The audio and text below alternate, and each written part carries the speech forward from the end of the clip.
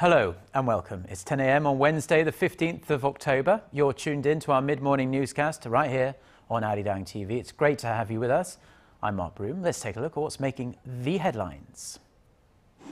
President Park Geun-hye is in Italy for a summit of Asian and European leaders and separate talks with the Italian Prime Minister. She's also scheduled to meet with Pope Francis during her stay. Meeting the head of South Korea's ruling party in Beijing, Chinese President Xi Jinping says the long-stalled six-party talks are still the best way to denuclearize North Korea. Plus, the World Health Organization warns there could be up to 10,000 new Ebola cases per week in West Africa by the end of the year. But our top story this morning, President Park Geun-hye is now in Italy, beginning a four-day trip in which she'll attend this year's Asia-Europe meeting in the Italian city of Milan. She'll also meet with Pope Francis and Italy's political leaders in Rome. Our Che Yu-sun has the details.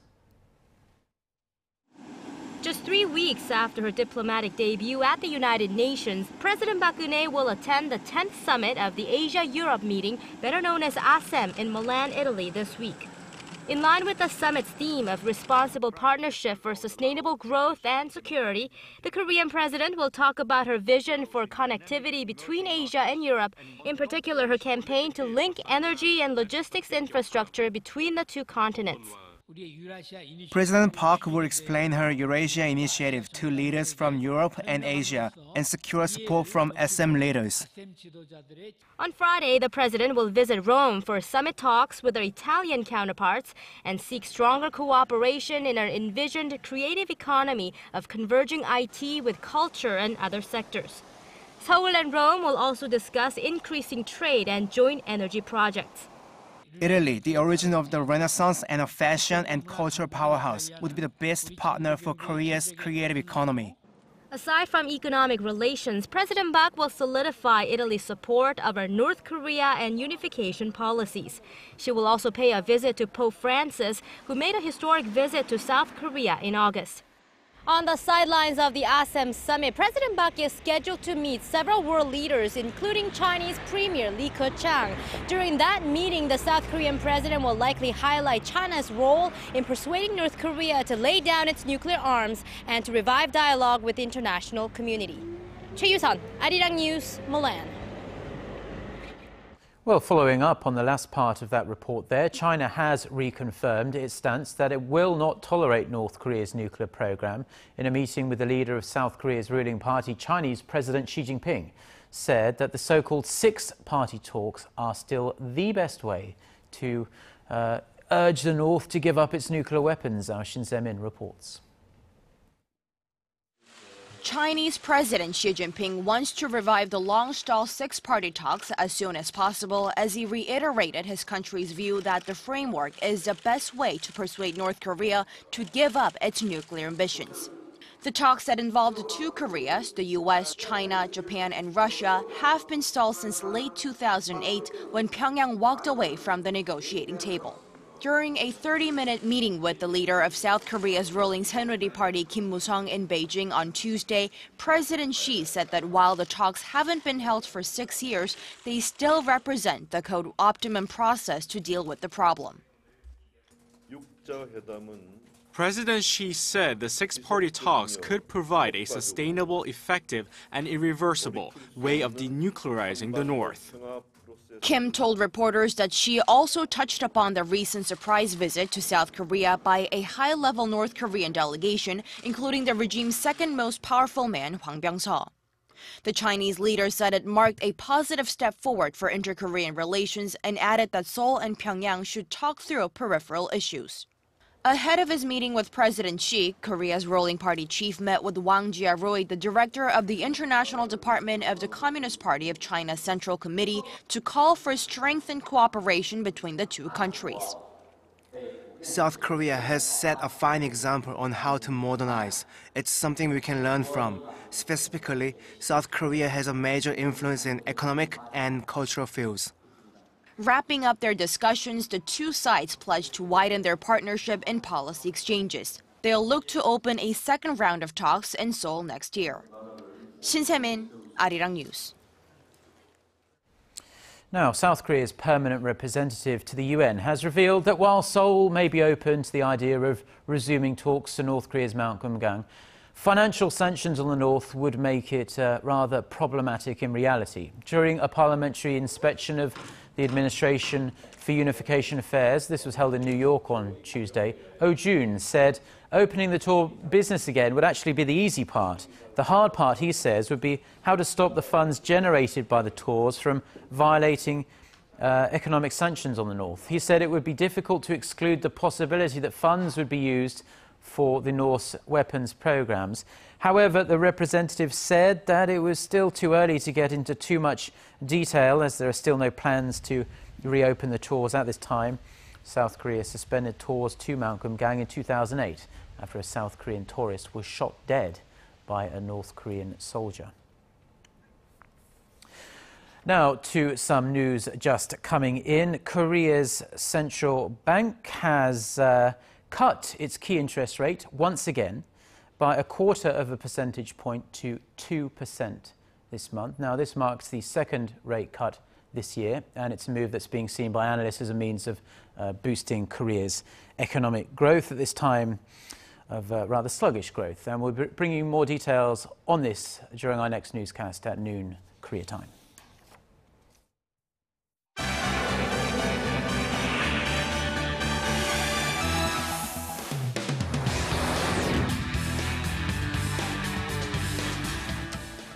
Time now for a look through the global headlines we're following on this Wednesday morning. For that, we turn to Eunice Kim, standing by at the News Centre. Hello there, Eunice. Good morning, Mark. So there are some increasingly troubling projections coming out of the World Health Organization on Ebola. This coming as a UN staff member has unfortunately succumbed to the virus whilst receiving care in Germany. That's right, Mark. Let's go ahead and begin with the latter of those two developments. Doctors at a German clinic confirmed that a UN medical official who was originally from Sudan passed away Monday night. This despite receiving what they called intensive medical measures in the 4 days he was at the clinic that included an experimental drug. The 56-year-old man had contracted Ebola while volunteering in Liberia. This as at the source, the World Health Organization says West Africa is poised to surpass 9,000 confirmed Ebola cases by the end of this week. Assistant Director General Bruce Aylward said on Tuesday the epidemic was expanding geographically in Guinea, Sierra Leone, and Liberia, some of those areas bordering other countries. He added WHO projections showed that there could be between 5,000 and 10,000 new cases per week by the start of December. He said the group's goal was to logistically organize an Ebola response that could properly manage 70% of those cases by then. Hong Kong police have reopened a key road in Admiralty this morning after forcibly clearing a barricade there. Local media outlets reported that 45 people were arrested early Wednesday for illegal assembly at Lung Wo Road, an important east-west artery where protesters had blocked a tunnel and traffic the night before. A violent confrontation ensued with riot police who used pepper spray and batons in an effort to disperse the protesters. Demonstrators have been demanding full democracy for the former British colony, blocking traffic in the Asian financial hub for more than 2 weeks. And the fight against the Islamic State militants has become even more complicated, with Turkish warplanes reportedly striking Kurdish insurgents for the first time in almost 2 years. The PKK, labeled as a terrorist group by Turkey and the U.S., had threatened to call off its truce with Ankara, frustrated by Turkey's reluctance to join the fight to save Kobani. Turkish local media said the airstrikes had caused heavy casualties as planes struck PKK positions near the Iraqi border within Turkey after the group's fighters had attacked a military barrack. The development comes as U.S. jets ramped up their aerial warfare in Syria to support Kurdish fighters struggling to fend off an IS advance in Kobani for weeks. U.S. President Barack Obama was also set to host talks with military leaders from dozens of countries Tuesday on how to combat IS in Syria and Iraq, the largest gathering of high-ranking military officials. Under tight security, UN Secretary General Ban Ki-moon toured a devastated Gaza Strip on Tuesday, surveying the damage caused by a 50-day war that had pitted Israel against Palestine's Hamas militants this summer. He said he stood with a heavy heart before destruction that he said was far worse than what he had witnessed following the previous conflict in 2008 through 2009. Ban also urged a speedy reconstruction effort, adding that Israel had cleared for the first trucks carrying construction materials to enter the coastal strip, which had been blockaded by Israel and Egypt since before the conflict. And earlier this week, international donors, including Seoul, had collectively pledged $5.4 billion towards the rebuilding effort.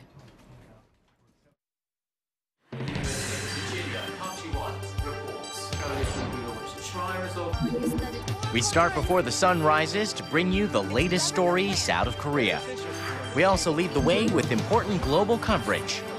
Stay on the pulse of what is happening with Daybreak.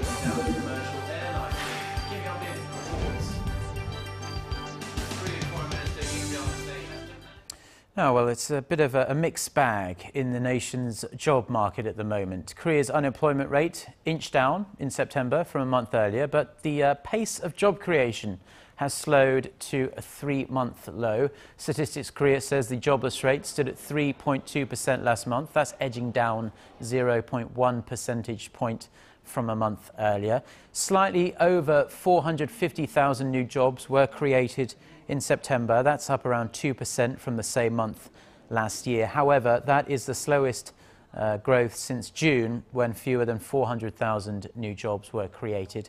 Korea's employment rate, the number of people in job, or the proportion of people in work, was 60.8%. That's up 0.4 percentage points from August.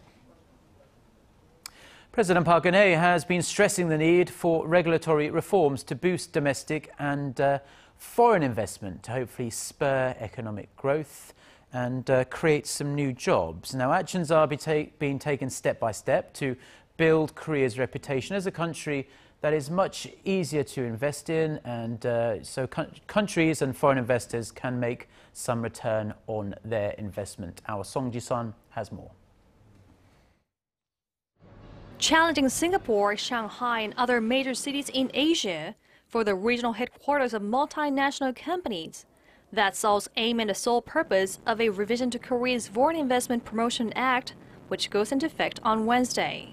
Seoul will now acknowledge the branch of a global mother company as a regional headquarters if it has an average revenue of $3 billion over the past 5 years, if they employ more than 10 people here, and if more than half of their investment shares come from overseas. To be recognized as a research and development center, they'll need 5 permanent researchers with $100,000 in investments receive incentives. Creating new jobs is also an important criteria in receiving government benefits. Those that hire 200 or more employees, with total investments exceeding $2.5 million, will get a 100% reduction in rent at government-run foreign investment complexes. Before this revision, foreign manufacturers needed to invest $5 million to receive a 75% reduction. Foreign direct investment has hit a record high this year, logging $15 billion in the third quarter, up about 40% from the same period last year. The Ministry of Trade, Industry and Energy says attracting high value-added foreign investment is crucial to realizing the nation's potential economic growth. Song Ji-sun, Arirang News. The world's largest smartphone maker, Samsung Electronics, and Facebook are looking to forge a new friendship. Facebook CEO Mark Zuckerberg met with Samsung Electronics' Vice Chairman Lee Jae-yong at Samsung's main office in Seoul on Tuesday to discuss ways to step up cooperation between the two companies. Joining the two IT chiefs were Samsung's mobile division chief Shin Jong-gyun, who leads the company's Galaxy phone business, and Facebook's COO Sheryl Sandberg. Industry watchers say the two tech giants may have discussed possible production of Facebook smartphones and wearable virtual reality devices. Zuckerberg paid a visit to Samsung headquarters in Suwon, just south of Seoul, earlier on this Wednesday.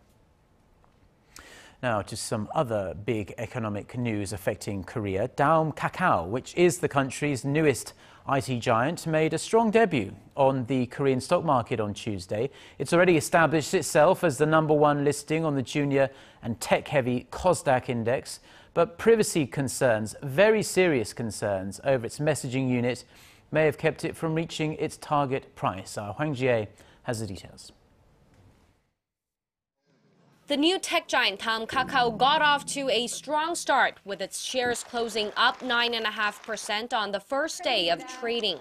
This puts Daum Kakao's market cap at over $7 billion, easily surpassing Celltrion, the previous #1 on the country's junior index, Kosdaq.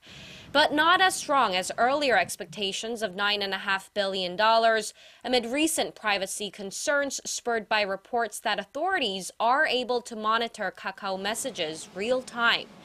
Daum Kakao has apologized for the controversy, saying it will make privacy its top priority even when that means risking a conflict with law.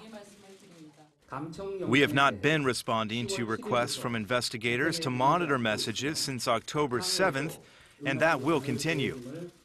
Experts say such privacy concerns cannot bode well for this new IT player that's looking to tap into mobile payment business, taking advantage of the already high market share of KakaoTalk.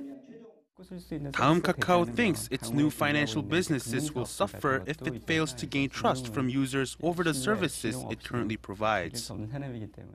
The security vow comes as the new company also tries hard to maintain its 35 million local users in a country of 50 million. Users fearing possible government surveillance are migrating to other messenger services like German-based Telegram that's attracted more than 650,000 new subscribers in Korea last week. Hwang Ji-hye, Arirang News. Right, well, as we mentioned just a few minutes ago, Mark Zuckerberg is in town, but he wasn't the only world-famous guest to arrive in Seoul on Tuesday. A giant rubber duck that's been popping up around the world in recent years landed in a famous lake here in the Korean capital. The artist behind the so-called rubber duck project says it's intended to heal wounds and relieve tension. Park Geun-hye reports. A giant yellow guest from the Netherlands has been getting a lot of attention since arriving at Seoul's Seokchon Lake from early Tuesday. This duck looks exactly like the rubber duck kids often play with in the bathtub, just a lot bigger. The purpose of the 16.5-meter tall art piece? Healing and relieving tension around the world, according to the creator of the rubber duck project, Florentine Hoffman. He has been sending the duck to waters around the world since 2007. I saw a lot about the rubber duck project on social networking sites and was very excited when I heard it would come to Korea. Now that I'm seeing it with my own eyes, it's very cute. But there is controversy mixed in with the cuteness. Not the short deflation period in the afternoon on the first day. But many people have wondered aloud why it is being floated in the relatively small-sized Seokchon Lake and not Seoul's famous Hangang River. Fingers have been directed at Lotte, one of the organizers of the project, which just so happens to have opened a new mega mall not too far from the lake. There have been many cases where this project has been misused for commercial means, and that's why we discuss every detail with the artist beforehand. All the profits we make go to charity. That is maybe why visitors did not hesitate to stand in lines to buy rubber ducks that cost around $22. Kwon-soa, Arirang News.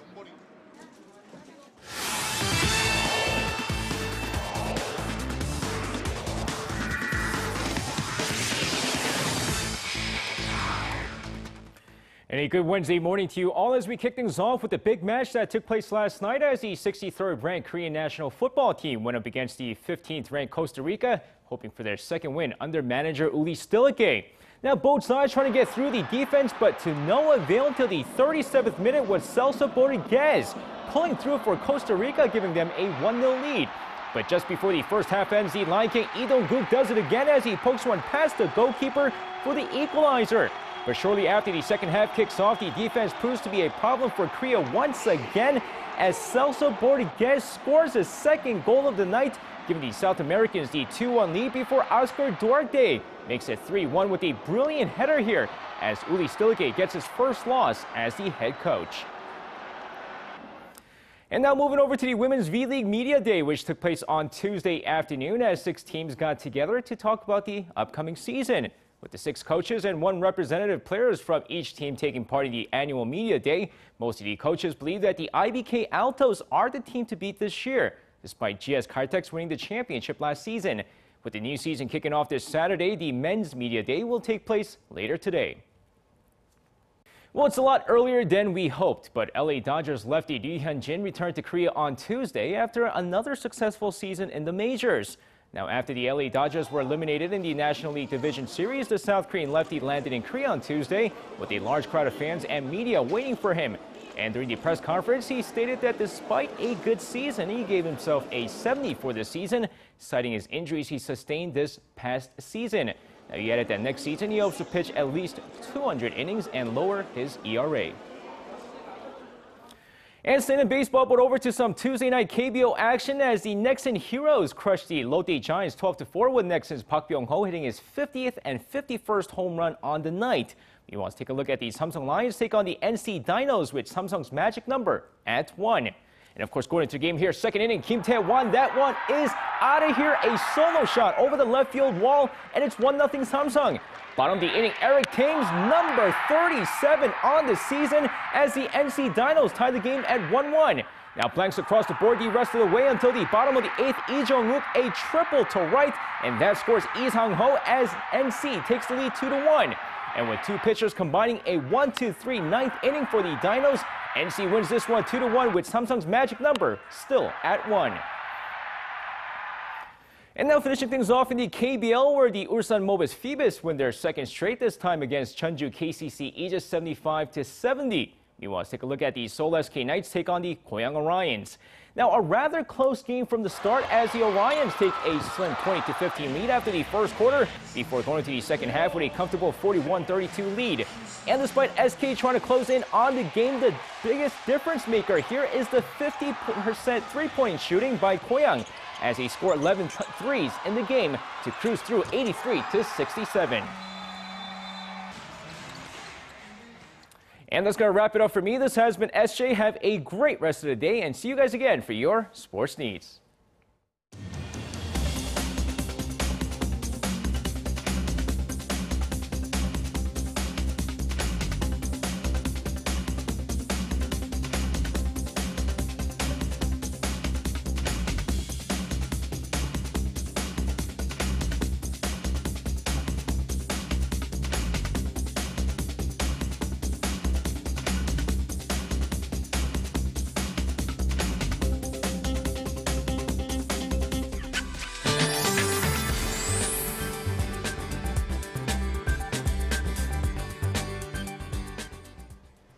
Good morning.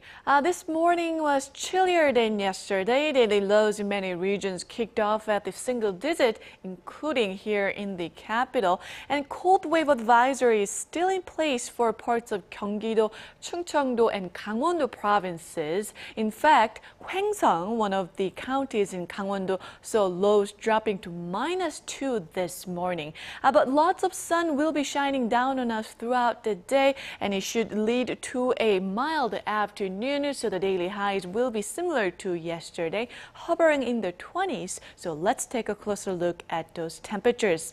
Now, the daytime high in the capital will reach to 20, while Daegu and Gwangju, Busan should all rise to 21 under lots of sunshine. Now, for other regions, it seems like Jeju Island and Daejeon will see highs of 20 and Dokdo peaks at 16. And it seems like nationwide morning showers is in the forecast tomorrow, but temperatures will not be affected by the showers that much, but do notice the big temperature gap between lows and highs will continue for the rest of the week, so dress accordingly to avoid catching a cold. Well, that's all for Korea, and here's the international weather for viewers around the world.